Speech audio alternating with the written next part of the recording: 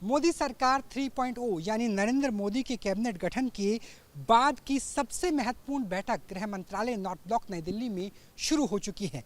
पहला पखवाड़ा तो खत्म हो गया है।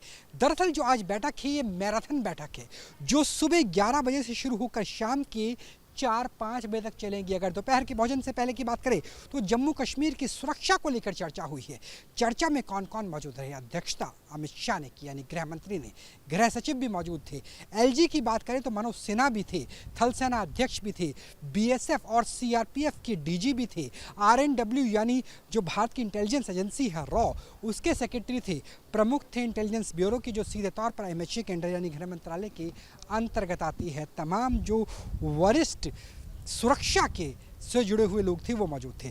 इस बैठक में 3 चीज़ों पर विचार हुई। पहला ये कि आतंक निरोधक ऑपरेशन यानी एंटी टेरर ऑपरेशन किस तरीके से चलाया जाए ताकि पीर पंजाल की पूरी रेंज पर्वत श्रृंखला से आतंकवादियों का सफाया किया जा सके। जो जम्मू के आसपास के इलाके में कठुआ, सांभा, उस इलाके में आजकल आतंकी गतिविधि ज़्यादा चल रही है। दूसरा ये कि जो हमारी आईबी है यानी इंटरनेशनल बॉर्डर है, एलओसी है, वहाँ पर कैसी सेना की तरफ से, बीएसएफ की तरफ से सुरक्षा मुस्तैद हो ताकि भारत में घुसपैठ संभव ना हो पाए।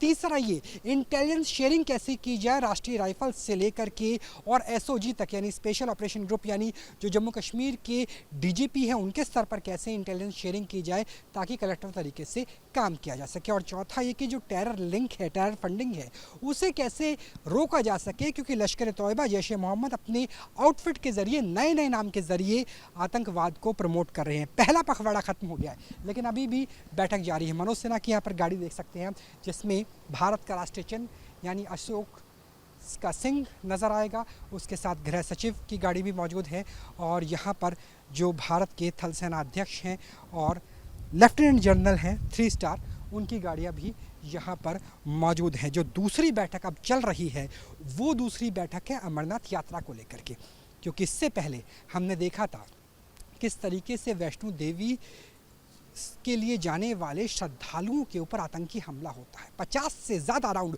गोलियां चलाई जाती है, 10 से ज़्यादा श्रद्धालु शहीद हो जाते हैं, मारे जाते हैं और उसमें वो ड्राइवर भी शामिल था जिसके गोली लगने के बाद घटना इतनी दुखद हो जाती है कि पूरी की पूरी बस खाई में गिर जाती है। लेकिन अब एक बड़ी यात्रा और होने वाली है। हम बात करें अमरनाथ यात्रा की। अमरनाथ यात्रा के लिए जो दोनों रूट है उन दोनों रूटों पर सुरक्षा किस तरह सुनिश्चित की जाएगी। अमरनाथ यात्रा जो इसी महीने की जून की 29 तारीख को शुरू होगी, 19 अगस्त तक लगातार चलेगी, जिसमें 4 से लेकर 5 लाख श्रद्धालु पूरे भारत से शामिल होंगे। उनकी सुरक्षा को कैसे सुनिश्चित किया जाए, उनके लिए किस तरह के एफर्ट लिए जाए, क्योंकि वहाँ पर टोपोग्राफी भी मुश्किल है। क्योंकि जब शेषनाग, मैं भी वहाँ पर गया था पिछले साल, शेषनाग से ऊपर जाते हैं स्नोफॉल होती है, वहाँ पर क्लाउड बर्स्ट हो सकता है, कभी भी मानसून के समय में कभी भी आपदा आ सकती है। तो यहाँ पर एनडीआरएफ का रोल आता है। एनडीआरएफ भी गृह मंत्रालय के अंतर्गत आती है। यहाँ पे डॉक्टर्स को डिप्लॉय किया जाता है, स्टेज मशीनरी काम करती है।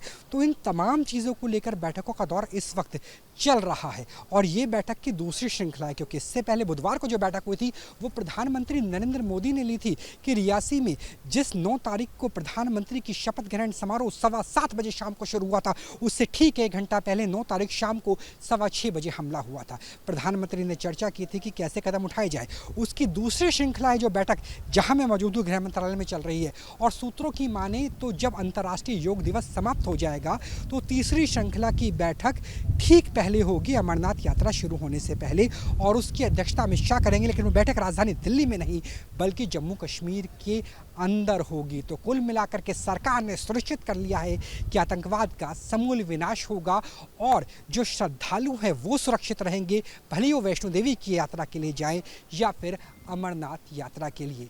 विकास कुमार राय के साथ राहुल डबास, न्यूज़ नेशन, दिल्ली।